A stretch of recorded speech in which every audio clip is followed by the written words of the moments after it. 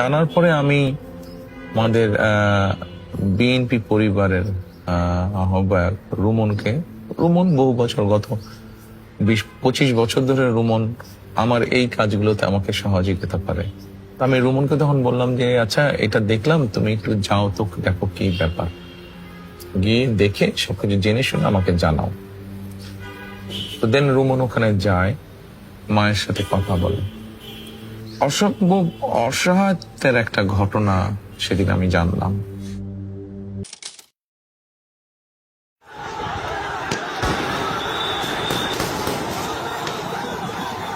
5 তারিখে আমার ছোট বোন আম্মার বাসায় গেছে, তখন আমরা আশকোনাতেই থাকি। তো আমরা খবর দেখতেছি আমার ছোট বোন ও নাচতেছে, মানে শেখ হাসিনা পালাইছে এটা দেখে ও ওই খবর টবর দেখলো। 4টা বেজে গেছে, ওর ফ্রেন্ডরা ফোন দিতেছে নিচে নামার জন্য। তো ও চলে যাইতেছে পর আমাকে বলতেছে আম্মু আমি যাই। আমি কইছি আব্বু যেখানে যাও সন্ধ্যার মধ্যে চলে আসো, আম্মু তুমি টেনশন করো না, আমি চলে আসবো। তো নিচে যে 2 বন্ধুর সাথে চলে গেছে। 7:12 আব্দুল্লাহকে 2বার ফোন দিছি, ধরে নেয়। 7:19 আবার ফোন দিছি, 2বার ধরে নেয়। 3বারের মাথায় ও ধরছে। 36 সেকেন্ড ওর সাথে আমার কথা হয়েছে। সালাম দিয়ে শুধু বলছি বাবা তুমি কোথায়? ও বলছে এয়ারপোর্টের মাথায়। বলছি বাবা আজান দিচ্ছে, সন্ধ্যা হয়েছে না, কাম্মু আধা ঘন্টার মধ্যে আসতেছে। 8:10 একটা আননোন নাম্বার থেকে ফোন আসছে, রিসিভ করতে করতে কেটে গেছে। আবার উনি কল দিছে। উনি শুধু ফোন দিয়ে বলছে আব্দুল্লাহর আপনি কি হন? আমি বলছি আব্দুল্লাহর মা। কেন, কি হয়েছে? ও অ্যাক্সিডেন্ট করছে, আপনি একটু এখনই আসেন। আমি শুধু ওনাটা নিচ্ছে আর আমার ব্যাগটা নিচ্ছে আর মোবাইলটা নিচ্ছে। তো এর মধ্যে আবার উনি ফোন দিছে আছে, আপনি তাড়াতাড়ি না আসলে ঢাকা মেডিকেল পাঠিয়ে দিবি। ওনার এই কথা শোনার পর আমি মোটামুটি যে আব্দুল্লাহর হয়তো গুলি লাগছে, রাস্তায় বেরোনোর পরে আমি বুঝি। তা আমি দৌড় দিয়ে ঢুকে গেছি। ঢুকে ও একটা কফি কালারের টাইস পরা, ওর চেহারা তো ঢাকা, ওর পায়ে সাদা সুতা বাঁধা দেখে আমি বুঝে ফেলছি যে আমার বাবা তার নাই। তা আমাকে ঢুকতেই দিতেছে না। মহিলা মানুষ বলতেছে আপনাকে ঢুকানো যাবে না, আপনি পুরুষ মানুষকে। তোর মামা গেছে, ওর মামা দেখে ওইখানে অজ্ঞান হয়ে গেছে, আমি অজ্ঞান হয়ে গেছি।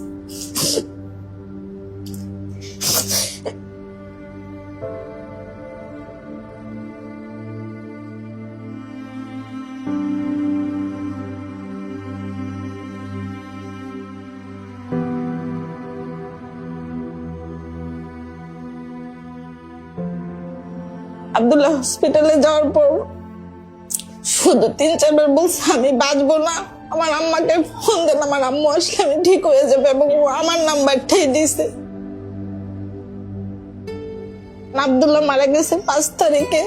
আমি 8 তারিখ থেকে হসপিটালে ভর্তি জিসানকে নিয়ে। 19 তারিখে ধরা পড়ছে ক্যান্সার, ক্লোন ক্যান্সার 3rd স্টেজে।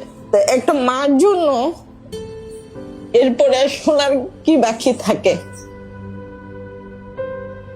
যতটুকু মনে পড়ছে এই ঘটনাটা আমি সোশ্যাল মিডিয়ার মাধ্যমে জানতে পারি। জানার পরে আমি আমাদের বিএনপি পরিবারের আহ্বায়ক রুমন বহু বছর, গত 20-25 বছর ধরে রুমন আমার এই কাজগুলোতে আমাকে সহযোগিতা করে। আমি রুমনকে তখন বললাম যে আচ্ছা, এটা দেখলাম, তুমি একটু যাও তো, দেখো কি ব্যাপার, গিয়ে দেখে সবকিছু জেনে শুনে আমাকে জানাও। তো দেন রুমন ওখানে যায়, মায়ের সাথে কথা বলে। অসম্ভব অসহায়তার একটা ঘটনা সেদিন আমি জানলাম। আব্দুল্লাহ মারা যাওয়ার 14 দিন পর থেকে যুদ্ধ শুরু হয়েছে। আমি ছেলের জন্য কান্না করবো না, এই ছেলেকে নিয়ে হসপিটাল দৌড়াবো। ওর ট্রিটমেন্ট চলমান অবস্থায় তার বাবা স্ট্রোক করে মারা গেছে।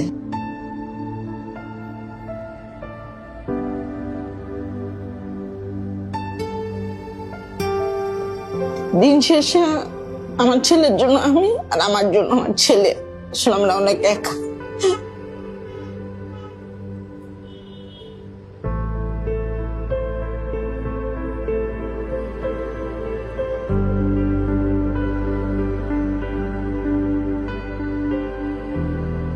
ভদ্রমহিলা বিভিন্ন জায়গায় বোধহয় গিয়েছিলেন, খুব সম্ভবত সেভাবে সহযোগিতা পাননি। তারপরে আমি তখন রুমনকে বললাম যে ঠিক আছে।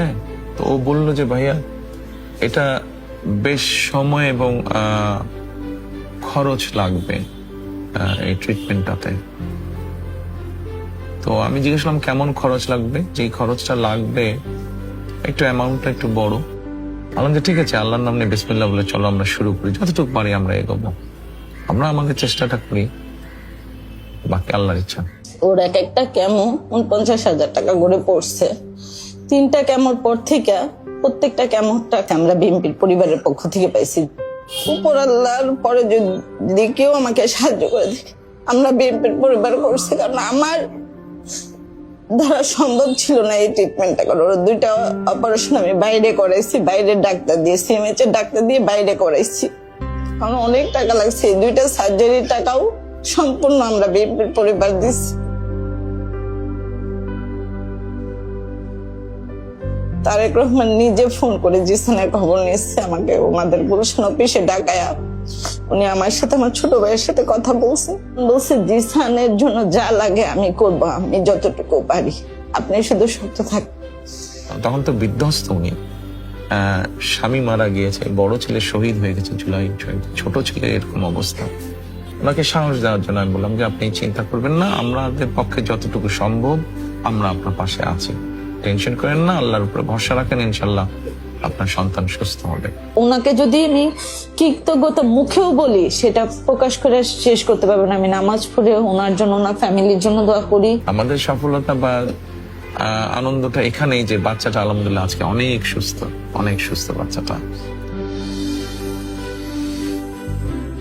মানে আমি চাওয়ার আগে এত কিছু পাইছি যে চাওয়ার আর জায়গা নাই গা, মানে আমার কোনো কিছু ফুলফিল, আমার বাচ্চার চেয়ে বড় কিছু তো নাই। তারা আল্লাহর রহমতে তাদের উসিলায় আমি আমার বাচ্চাটাকে সুস্থ পাইছি, এটাই আমার জন্য অনেক অনেক অনেক আলহামদুলিল্লাহ। মাটাও যখন সেই প্রশান্তির হাসি দেয়, ওটাই আমাদের কাছে সবচেয়ে বড় পাওয়া।